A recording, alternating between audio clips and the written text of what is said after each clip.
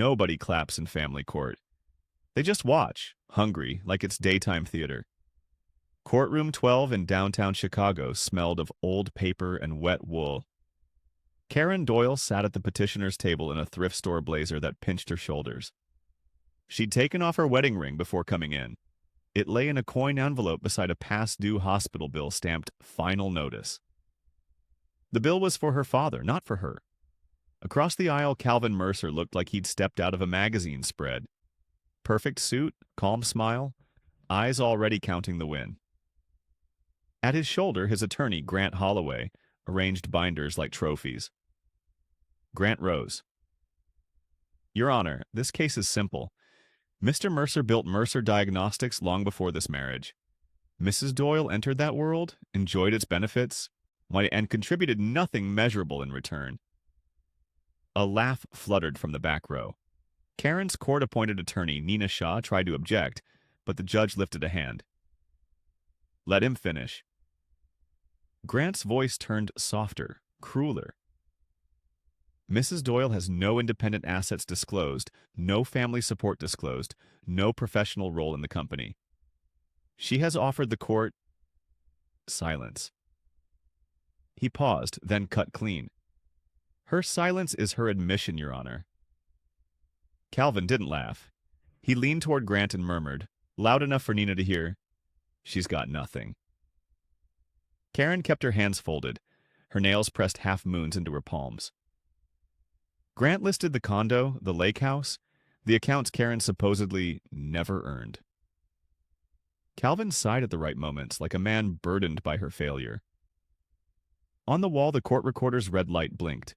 Out above it, a security camera stared down, unblinking. Judge Alvarez flipped through the last pages. "Mrs. Doyle, you've remained silent throughout these proceedings. Do you wish to testify before I rule?" Nina leaned in, voice shaking. "Karen, please, if you don't speak, he takes everything."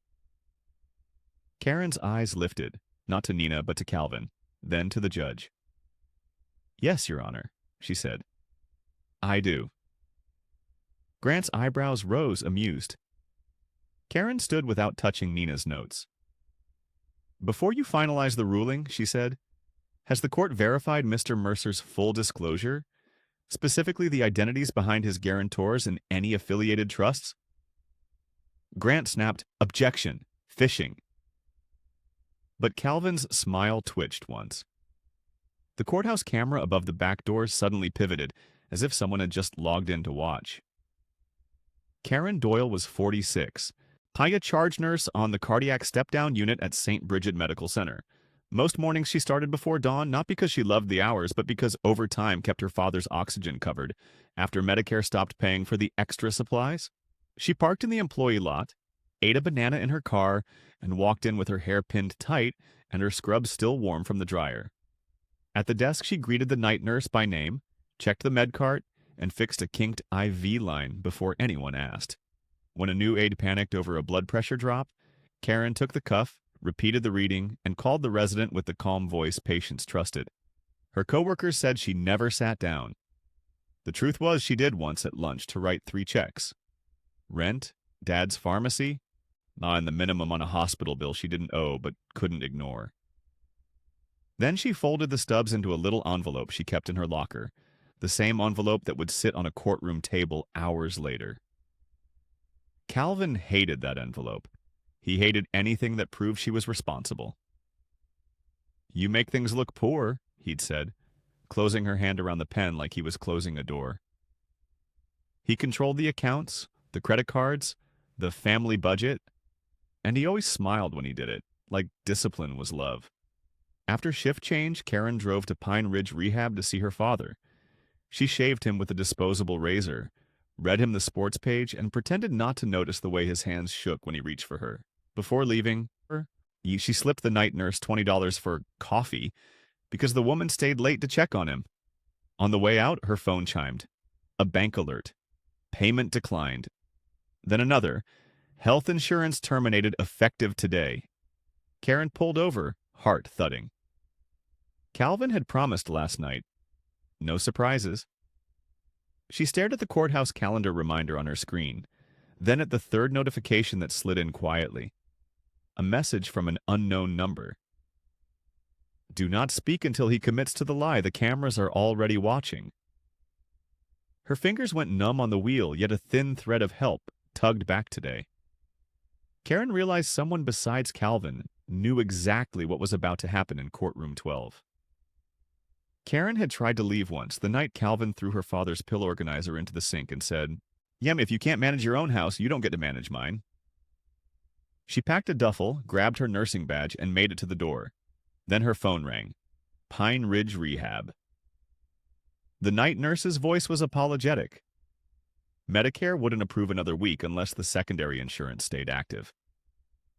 The secondary insurance was Calvin's. Without it, her father's rehab would end in 48 hours and the facility would send him home with a feeding tube and a bill Karen could never pay. So she unpacked. That was the chain around her ankle, not romance, not memories, but math. Her paycheck covered groceries and gas, maybe a little rent if she skipped her own prescriptions. It didn't cover physical therapy, oxygen tanks, or the specialist who wanted a deposit before he'd even read Dad's scans. Calvin knew every number. Why, he kept the budget app on his phone, not hers. Her card worked when he wanted it to work. He also kept her alone.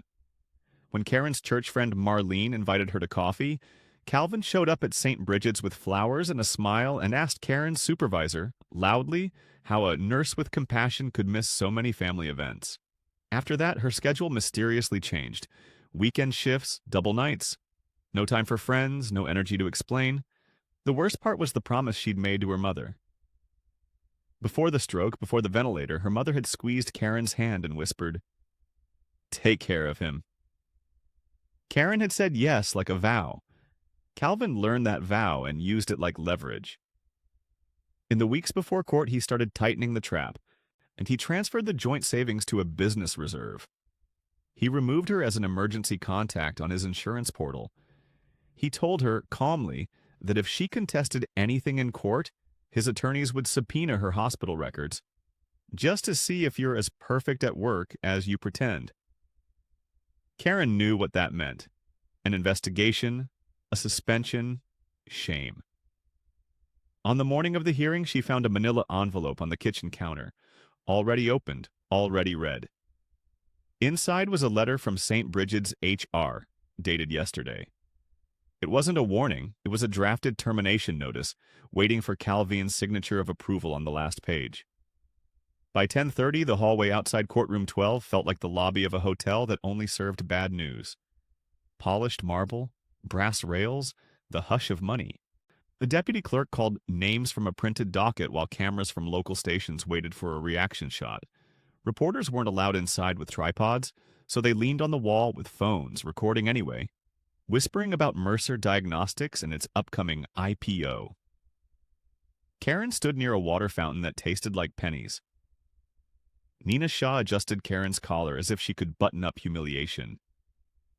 "Remember," Nina murmured, "answer what the judge asks, nothing extra." Karen nodded, eyes on the heavy oak door. Above it, a dome camera sat in a smoked plastic bubble, tiny green light steady. Someone had taped a sign beneath it, "Recording in progress." The courtroom itself was colder than the hallway. High ceiling, flags behind the bench, a seal carved into dark wood. On the left, Calvin's table looked staged. 2 laptops open, a binder's tabbed, a silver pen set out like a prop. Grant Holloway chatted with a woman in a cream coat, too polished for a weekday morning. The woman's hand rested possessively on Calvin's forearm for a second, before she withdrew it when she noticed eyes. The gallery filled fast. 2 elderly couples in church clothes, a handful of young lawyers, 3 strangers who stared like they'd paid for tickets. A court reporter tested her machine. The keys clicked like rain. The bailiff checked the microphone at the witness stand and the small speaker above the judge's head, making sure every word would land. When Judge Alvarez entered, everyone rose. Calvin rose last, slow and confident, and for the first time Karen noticed something off. His tie was slightly crooked, as if he'd dressed in a hurry, and his jaw worked once, hard, like he was chewing fear. He leaned toward Grant, whispering sharply, then glanced at the back doors as if expecting someone. Karen sat, hands folded, and felt the envelope in her purse press against her thigh like a warning. She glanced toward the clerk's station and saw a young technician plug a cable into the court's recording console, then whisper to the bailiff. The bailiff's eyes flicked to Karen, then away, without smiling. On the wall monitor, the live stream icon blinked on. Someone had started broadcasting the hearing to an unknown remote viewer. Calvin Mercer had learned early that control sounded best when it wore a smile. In public, he was the philanthropic CEO, the man who funded pediatric wings. In private, he spoke in budgets, permissions, and consequences, as if love were a contract he alone could enforce.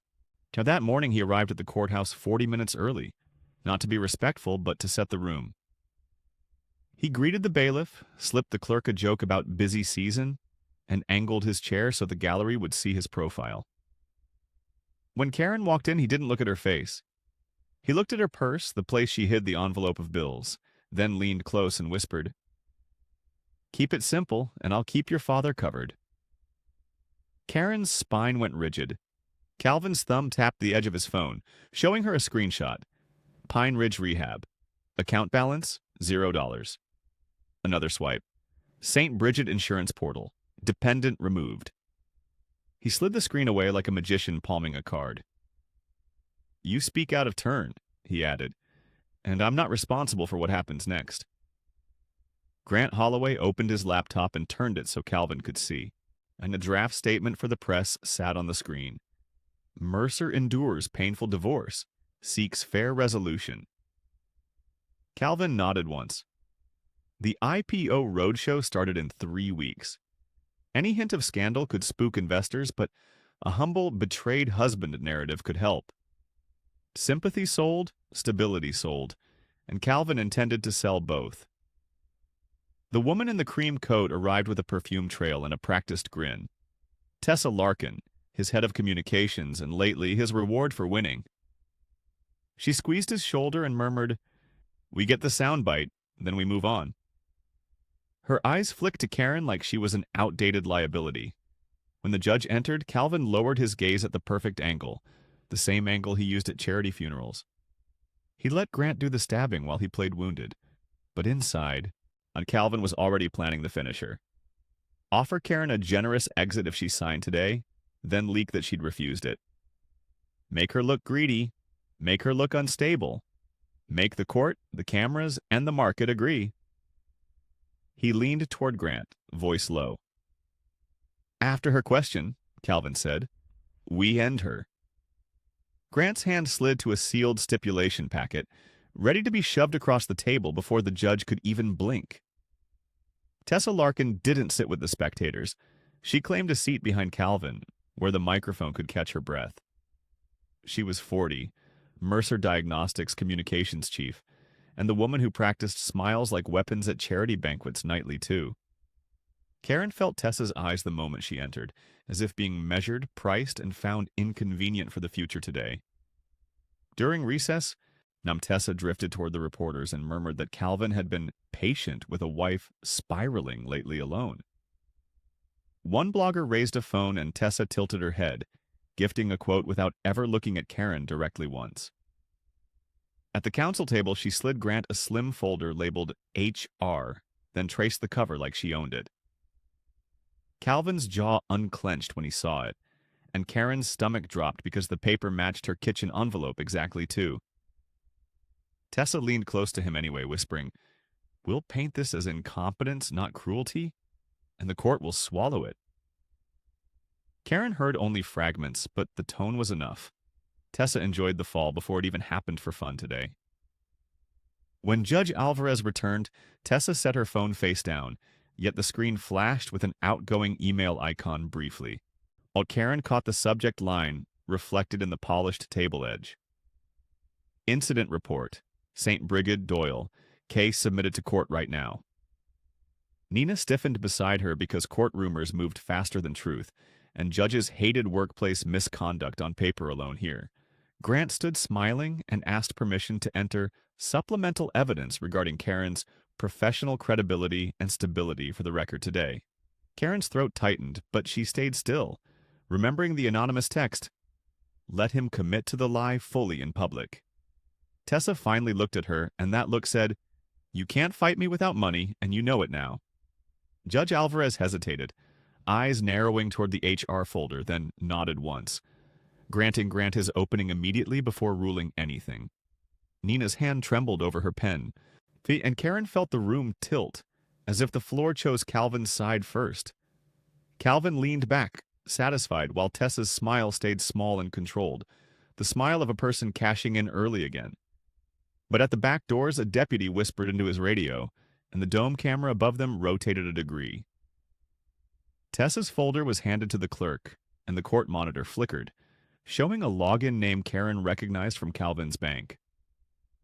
Grant didn't call Karen by her name. He called her Ms. Doyle, the way people say the help without using the word. "Your Honor," he began, lifting the HR folder Tessa had delivered, "we'd like to address the petitioner's credibility." Ms. Doyle is asking this court to question disclosures, yet her own employer has documented concerns about her judgment." Nina stood. "Objection. This is irrelevant to asset division." Judge Alvarez looked irritated. "If it speaks to reliability, I'll allow limited context. Proceed." Grant clicked a thumbnail on his laptop. The wall monitor brightened. Karen's stomach tightened when she saw the St. Bridget logo, her hospital's seal, projected above the judge's bench like a brand. "This incident report," Grant said, "notes that Ms. Doyle abandoned her unit during a critical event and failed to follow protocol. The hospital initiated discipline." He turned toward the gallery, voice just loud enough to invite reaction. "A nurse who can't be trusted with patients shouldn't be trusted with sworn statements." A ripple moved through the room. Whispers, a suppressed snort, a woman in pearls shaking her head. Karen felt heat crawl up her neck, not because she believed the lie, but because strangers did. Her wedding ring, still tucked in the coin envelope, seemed to burn through her purse. She could almost hear her father's oxygen machine in her memory, hissing like a countdown. Calvin sighed like a saint forced to tell hard truths. "I didn't want to bring this up," he said softly, eyes on the judge. "But she's been unstable. I've tried to protect her." Protect her? The same man who had canceled her insurance that morning. Nina leaned close. "Karen, tell the judge what really happened." Karen's mind flashed to that critical event.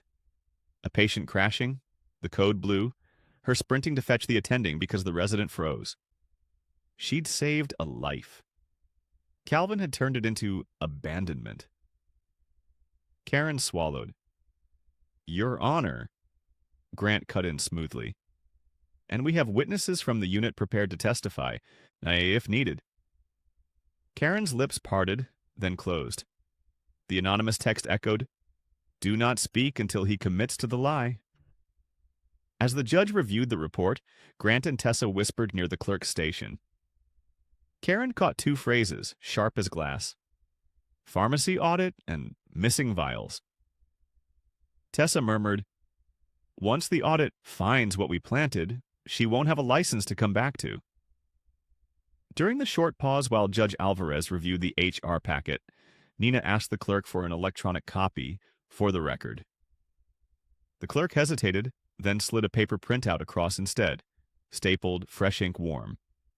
At the bottom was a small barcode and a filing stamp. E submitted 10:41 a.m. Karen glanced at the wall clock. It was 10:43. Grant spoke smoothly about hospital discipline, but Nina's eyes were already on the footer. "This didn't come from Bridget," she whispered. "It came through the court portal." Karen leaned closer. Under the barcode was a string of letters and numbers, an upload ID, and a note that made Nina's jaw tighten. Source account, Mercer Treasury _admin. Karen had seen that exact label once on Calvin's laptop when he balanced company reserves at the kitchen table. Nina raised her hand. Your Honor, I request chain of custody on this document. Who uploaded it? Grant didn't miss a beat. The hospital compliance office, obviously.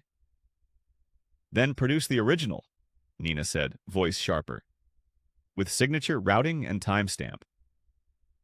Judge Alvarez frowned and nodded toward the clerk. Can we verify the filing log? A technician at the side console, Miguel Hart, gray mustache, reading glasses on a cord, typed without looking up. His hands moved fast, practiced, and the monitor near the bench flashed a list of entries, motions, exhibits, attachments. Miguel's finger paused on one line. He leaned toward the bailiff and murmured, That's strange. The bailiff stepped closer.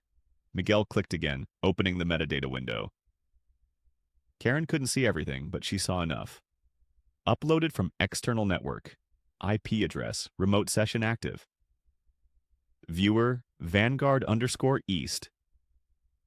Her chest tightened at the name. Vanguard East was the private group Calvin bragged about when he talked to investors, the one that supposedly owed him favors. Miguel printed the log. The printer coughed out a thin sheet. He glanced at Karen, then away, like he didn't want anyone to notice he'd noticed her. Tessa shifted in her seat. Calvin's knee bounced once under the table. Judge Alvarez looked up. Mr. Holloway, if this was uploaded by your client's corporate account, that is a problem. Grant's smile faltered for the first time. Miguel folded the log and slid it into his pocket, his thumb covering the line that mattered most. Nina's pen hovered, ready to capture every false word. As Karen sat back down, her phone buzzed with one new message. Good. Now let him deny it. Judge Alvarez didn't raise his voice, but the temperature dropped anyway. Mr. Holloway, he said, tapping the filing log. This court portal shows a corporate source account. Are you telling me, under oath, that neither your client nor his agents uploaded this HR exhibit? Grant's smile tightened. Your Honor, I can't speak to what the portal labels. We received the document from hospital compliance. Calvin lifted his palms like a man offended by the question. I don't manage uploads. I run a company. I'm here to end a marriage. Then you won't object to verification, Nina said, standing. Subpoena the hospital custodian. Confirm the IP address. Confirm the sender. Grant cut in fast. That's unnecessary, and it wastes the court's time. He turned almost kindly toward Karen. There is a simpler option. He slid a thick stipulation packet across the table. It landed with a soft thud, heavy as a brick. A silver pen followed, placed precisely in front of Karen's hands. This, Grant said, is a fair settlement. Ms. Doyle leaves with no claim to Mercer Diagnostics, no claim to premarital holdings, and no further litigation. In exchange, Mr. Mercer will provide transitional support and maintain her father's rehab coverage for 60 days. Karen's throat went dry. 60 days wasn't mercy, and it was a leash. Nina leaned close, urgent. Don't sign anything without review. This is pressure. Calvin leaned in from the other side, voice low enough to sound private, loud enough to be a threat. You walk out with a fight, he murmured. And Pine Ridge gets a call before lunch. You know what happens when the account hits zero. Karen's phone buzzed in her lap. She didn't lift it, but she saw the preview. Pine Ridge Discharge Planning Update. Her fingers clenched so hard her knuckles whitened. Judge Alvarez watched them, unimpressed. I'll allow 10 minutes for counsel to confer. If there is a settlement, we put it on the record. If not, we proceed. The clerk set a timer. The red digits began to count down. Karen opened the packet. Page 1. Waiver of spousal support. Page 2. Non-disclosure perpetual. Yet page 3. Voluntary resignation. St. Bridget Medical Center, already drafted with her name typed neatly at the bottom. Her breath stuttered. This makes me quit. Grant's eyes stayed calm. It makes you unproblematic. Calvin's knee stopped bouncing. He looked almost relieved, as if the trap had finally clicked shut. Then Calvin reached into his briefcase and produced one more envelope, already addressed, already sealed, stamped with a state agency header. He slid it to Nina and whispered, "If she refuses, this goes to the nursing board in the next 5 minutes." The 10-minute timer never finished. Judge Alvarez waved the clerk forward and said, "We're back on the record." Grant rose immediately. "Your Honor, given Ms. Doyle's attempt to derail these proceedings, my client withdraws the offer of transitional support. We now request an immediate ruling. 0 spousal maintenance, full release of claims, and authorization to file this matter as resolved." Calvin stood too, turning toward the gallery as if it were his boardroom. "I tried," he said, voice tight with rehearsed grief. "I paid for her father. I paid for her schooling. And she repaid me with chaos." Karen felt every eyelid on her coat, her plain shoes, the worn strap of her purse. A reporter's phone hovered like a small spotlight. Grant lifted the sealed state agency envelope Calvin had produced. "And because the court must understand the risk here," he continued, "we are submitting notice of a pending complaint to the Illinois Department of Financial and Professional Regulation. It alleges diversion of controlled medication." Nina shot up. "Your Honor, this is retaliatory." Judge Alvarez's gaze sharpened. "Mr. Holloway, is this verified?" Grant clicked again. The monitor displayed a form with Karen's name in bold and the word "investigation" in capital letters. Gasps spread through the benches. Someone whispered, "Nurse?" like it was a dirty word. Calvin's face softened into pity. "She's been under stress," he said. "I begged her to get help, but I can't let a thief keep access to my finances." Thief!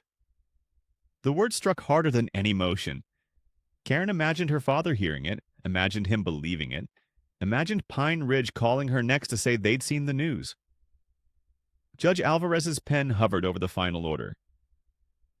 "Ms. Doyle," he said, "do you deny these allegations?" Karen's heart pounded once, twice, then steadied. She glanced at the dome camera, at the blinking recorder, and at Miguel at the console with his hands frozen above the keys. She thought of the anonymous text. Let him deny it. "I deny it," she said clearly. Grant smiled. "Then sign the stipulation and walk away quietly, or the board receives the complaint today." Calvin leaned in, voice like ice. "Choose, Karen. Your father's oxygen, or your pride." The gallery leaned in, hungry for her collapse. A chair scraped in the back row, sudden and loud. Someone stood up and said, "Your Honor, I can prove that complaint was fabricated." The moment the voice cut through the courtroom, the gallery shifted like a flock spooked. Phones rose. A reporter mouthed, "Who is that?" Calvin's attorney snapped his head toward the back row, and Tessa's smile vanished entirely. Judge Alvarez leaned forward. "Sir, state your name and your role in this matter." Miguel Hart, the court technician, stood with both hands visible, palms out, as if surrendering to the room. "Miguel Hart, I manage the recording console and the portal logs. I can show the court the upload trail and the device used to submit the complaint form." Grant barked. "He's not a witness. This is improper." Calvin's voice sharpened. "This is a stunt. He's been compromised." The judge's eyes stayed on Miguel. "Approach." Miguel took one step, then froze when the bailiff's hand landed on his elbow. The bailiff looked torn, waiting for an order that didn't come from the bench. In the seats, people whispered with the pleasure of blood in the water. Karen heard her own name twisted into rumors. Pill thief. Crazy nurse. Poor thing. Probably guilty. An older man in a cap shook his head as if he'd convicted her. Someone in church clothes crossed herself. Karen tried to meet their eyes, but they slid away. She felt her honor peel off in layers, and with it the illusion that anyone would defend her. Nina stood beside her, trying to keep her shoulders square. "Your Honor, the technician's testimony goes to authentication and fraud." Judge Alvarez nodded once. I will hear it, briefly. Tessa leaned to Calvin and hissed, We need him out. Calvin's jaw worked. He tapped his phone under the table, fast, furious. Karen watched him, then felt a sudden, sick emptiness in her purse. She reached inside. No lanyard, no badge. Her St. Bridget ID, photo, barcode, access chip was gone. She swallowed hard, remembering the cream coat brush against her shoulder in the hallway. The accidental bump, the apology that sounded rehearsed. Without that badge, she couldn't even clock in. Worse, anyone could use it to open the medroom, scan the dispensing cabinet, and make a lie look real. On the monitor, the complaint form refreshed. Under Evidence of Diversion, a new line appeared. Badge ID used for cabinet access. Doyle K. Karen's breath caught. Across the aisle, Calvin finally looked scared because he knew someone had just turned his trap into a recordable crime. Karen stumbled out of courtroom 12. Not running, not dramatic, just moving like her ribs were too tight for air. The hallway noise hit her. Reporters, clerks, heels on marble, then blurred as she pushed into the women's restroom and locked herself in the far stall. She sat on the closed lid, palms over her mouth, and let one sob shake loose. Not for Calvin. For her father's face if a nurse at Pine Ridge read diversion and looked at him like he'd raised a criminal. For the patients on her unit who trusted her hands. For the 10 years she'd made herself smaller to keep peace. In her purse, the coin envelope crinkled. Final notice. She pulled it out, along with a folded photo of her dad holding her daughter at the rehab Christmas party. The picture smelled faintly of antiseptic and cinnamon. She pressed it to her forehead until the sting behind her eyes eased. I'm done begging, she whispered, the words scraping her throat like sand. She meant begging Calvin for basic decency, begging managers for fair schedules, begging strangers to believe her. She opened her phone with trembling fingers. The complaint form was already circulating. A coworker had texted, Are you okay? Another message from St. Bridget HR read, Please call immediately. Her badge ID, her name, used as a weapon. Karen searched her bag again. No lanyard, no plastic card.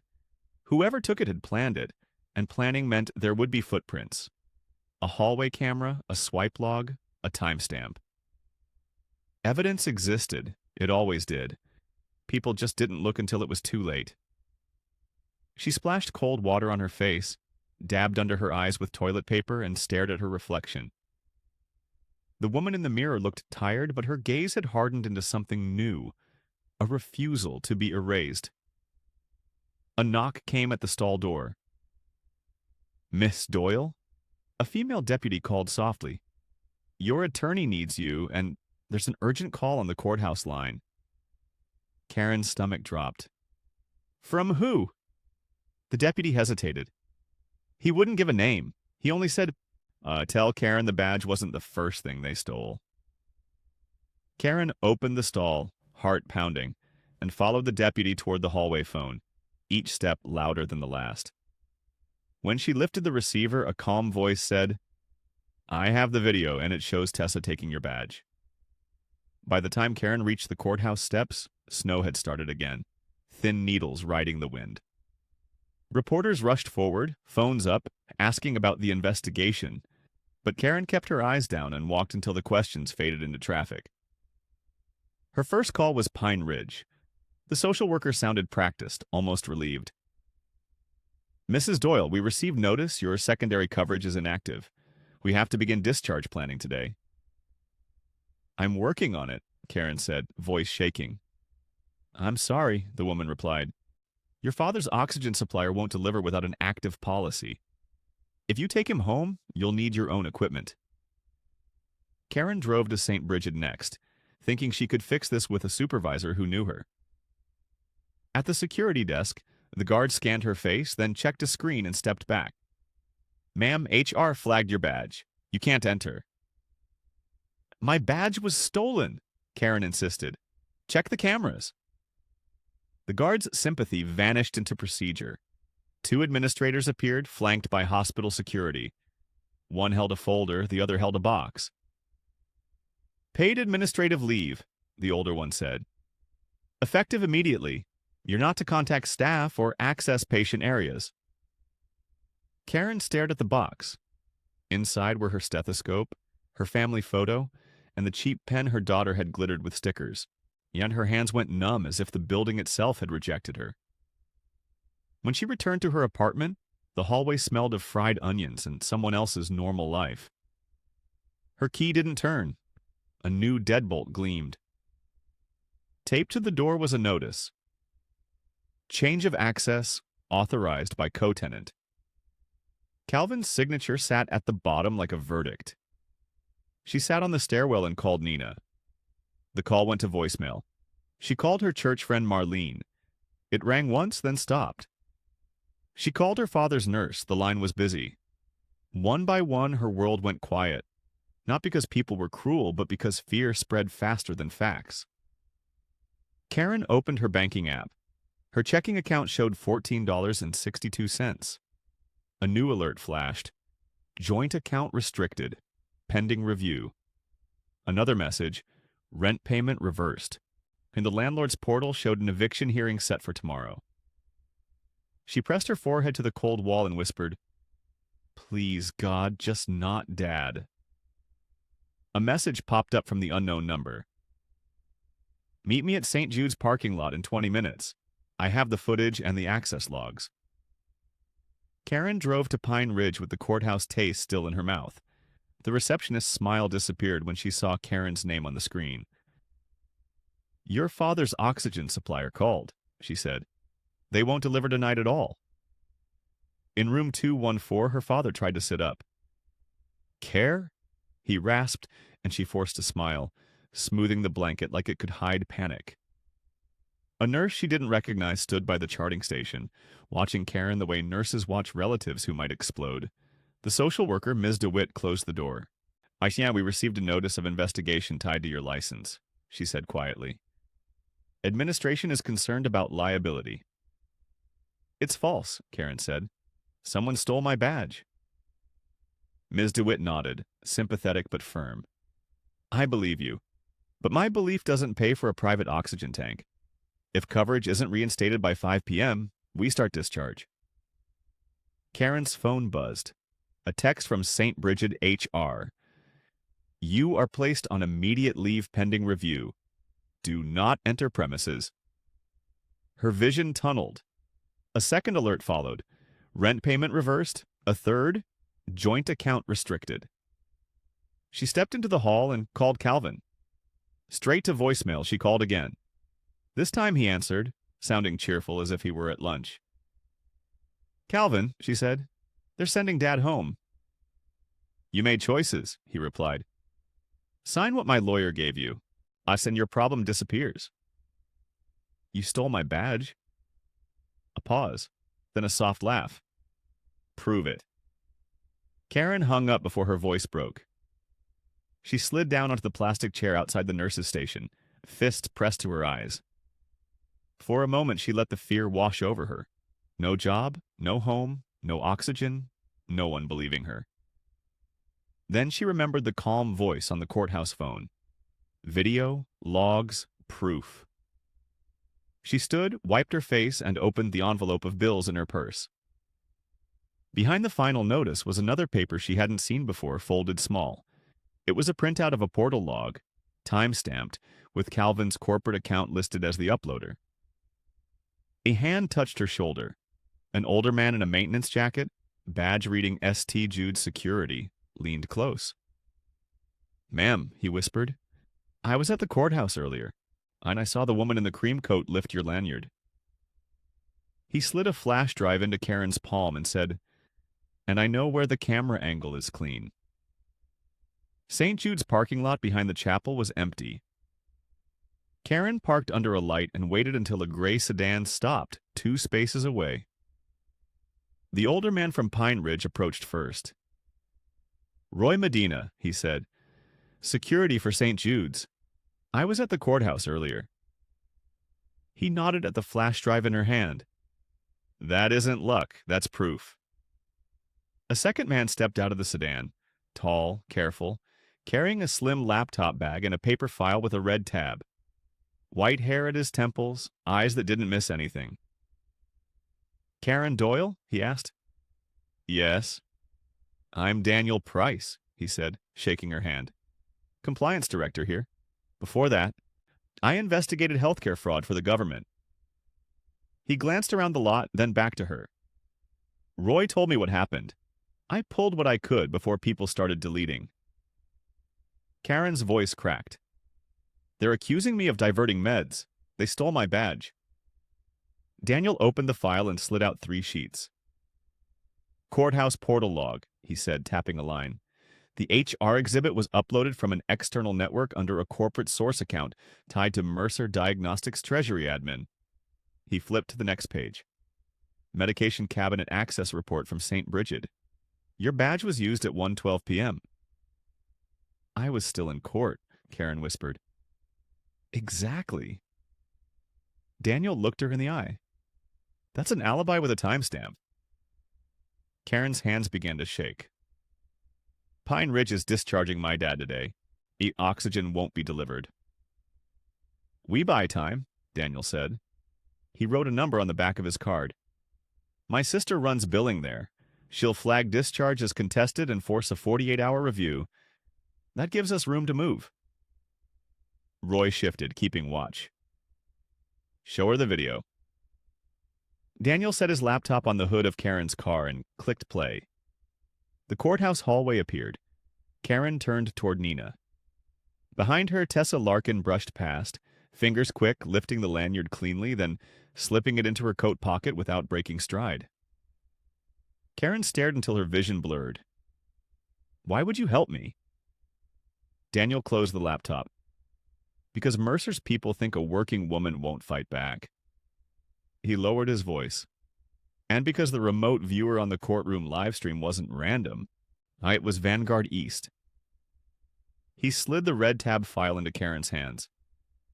We go back to Judge Alvarez today, and we put Mercer under oath again. Daniel didn't take Karen back to the courthouse yet.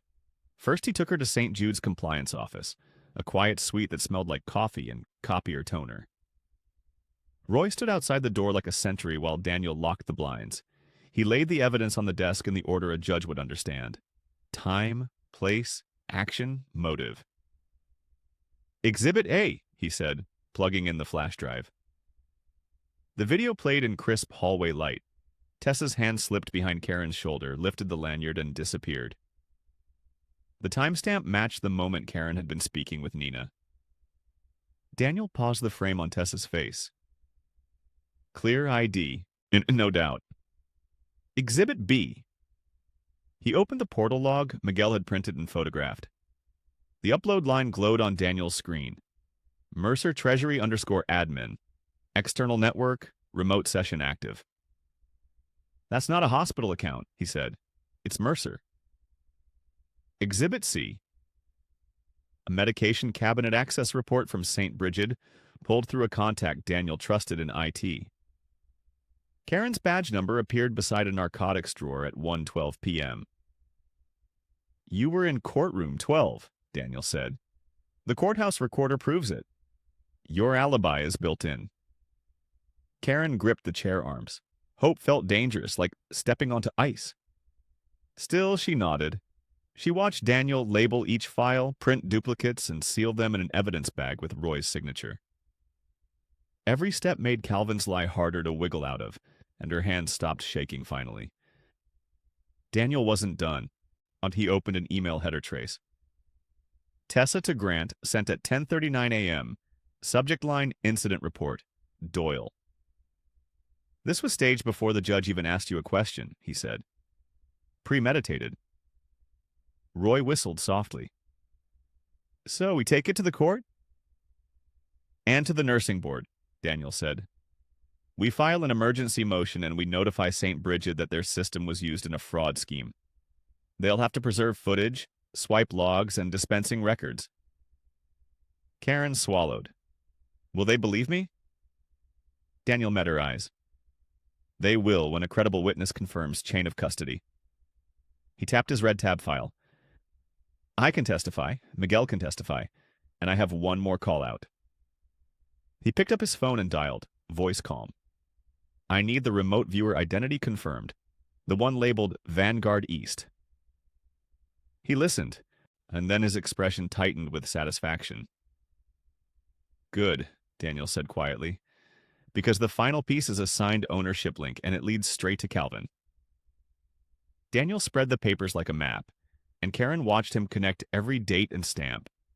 He pointed to the portal log and circled the remote session line with a red pen. The viewer name Vanguard East, he explained, was not an investor group but a registered domain. His caller in cybersecurity pulled ownership records showing the domain paid by Mercer Diagnostics' corporate card.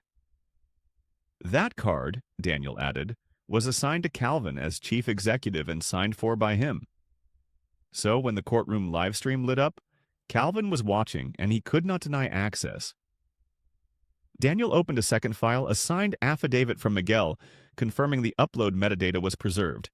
Miguel also listed the IP address, which matched the same downtown hotel where Calvin met bankers. Next came St. Bridget footage from the reader hallway, showing Tessa entering with a visitor badge. 2 minutes later, the narcotics cabinet opened, and the camera caught her sleeve near the keypad. Karen whispered, "They were going to frame me using my own access number and my name."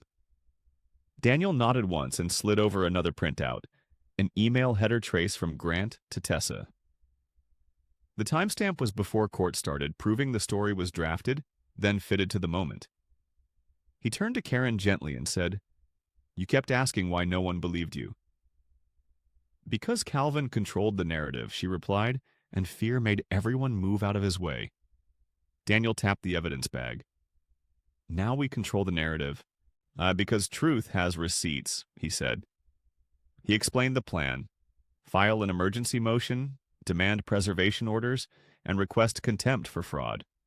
At the time, he would notify the nursing board that Karen was the victim, not culprit. Roy would deliver